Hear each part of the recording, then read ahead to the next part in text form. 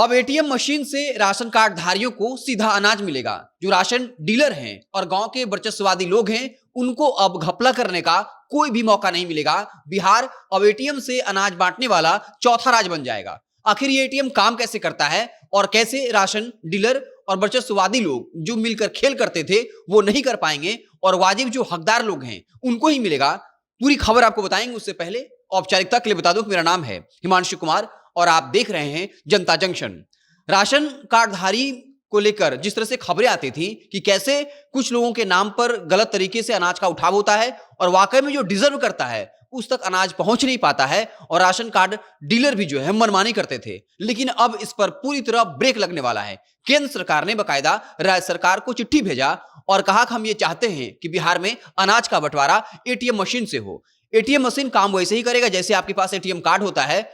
आप ATM card लगाते हैं और फिर पिन डालते हैं और फिर पैसा एटीएम से बाहर निकलता है। वैसे ही एटीएम मशीन में आपके पास एक कार्ड होगा, जो कार्ड लगाना होगा, फिर अपना पिन नंबर डालना होगा और जो वाजिब अनाज आपको मिलता है एटीएम आपको खुद देगा।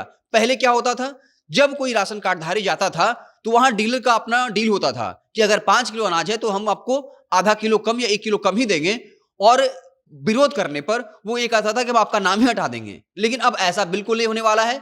जो भी वाकई में राशन कार्डधारी होगा, जिसके पास कार्ड होगा, वो एटीएम में जाएगा और बाकायदा अपने एटीएम कार्ड जो राशन कार्ड होगा वो डालेगा, फिर पिन डालेगा और एटीएम में वो सेट रहेगा। जितना अनाज उसको एग्जैक्ट मिलना चाहिए जो सरकार की तरफ से आता है वो एग्जैक्ट जो है उसके झोले में वो अनाज चला आएगा और इससे जो घपला की संभावना थी वो खत्म हो गई है।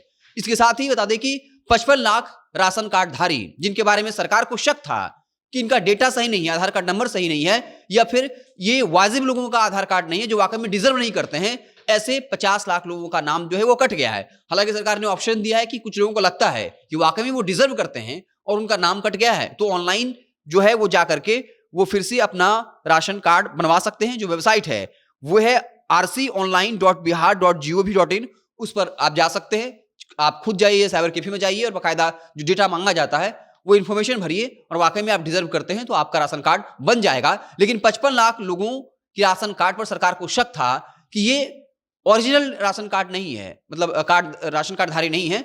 तो 55 लाख लोगों में अगर कुछ शहरों की बात कर लें तो पटना से 2,96,000 राशनधारियों का नाम कटा है, दरभंगा से 2,64,000, नालंदा से 2,29,000 लोगों का नाम कटा है। इस तरह से पूर्वी चंपारण की बात करें 2,21,000, समस्तीपुर से 1,40,000, मुजफ्फरपुर से 1,79,000। बाकी जिलों का डेटा है। मुख्यतः 8-10 जो शहर हैं जहां बड़े स्तर पर लोगों का राशन कार्ड से नाम कटा है वो डेटा इस प्रकार था। तो ये एटीएम मशीन जो है वो आप देख रहे हैं इस तरीके से, इधर राइस लिखा होगा, इधर व्हीट लिखा होगा।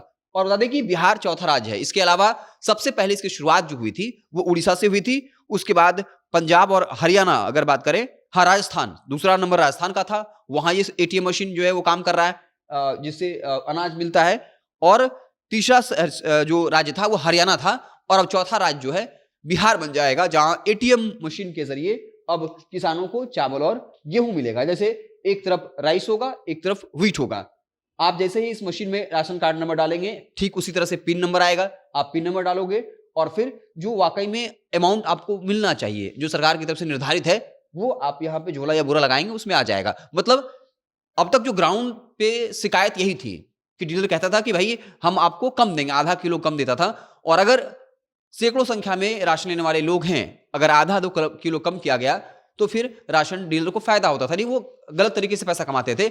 और एटीएम मशीन के आने के बाद अब उन राशन डीलरों के पास कोई भी चारा घपला करने का नहीं बच पाएगा क्योंकि आप एटीएम लगाओगे, पिन डालोगे और जो एग्जैक्ट अमाउंट है वो आपके झोले में आ जाएगा। तो बिहार चौथा राज्य बना है जहां एटीएम मशीन के जरिए अब जो वाकई में लाभुक हैं, जो लाभार्थी हैं, उन तक जो है सीधा अनाज पहुंच जाएगा।